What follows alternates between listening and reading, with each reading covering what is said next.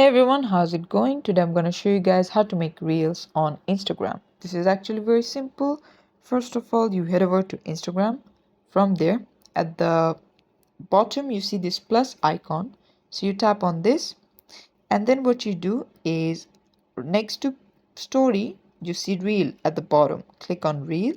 So now you're in reel mode. Let's say we want to edit this photo. We go to edit video. As you can see, you could add audio, add text, something like this.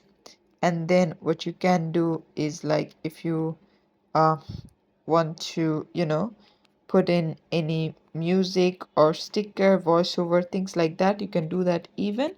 And then go to this. As you can see, this is your reel, and you could just do it from here.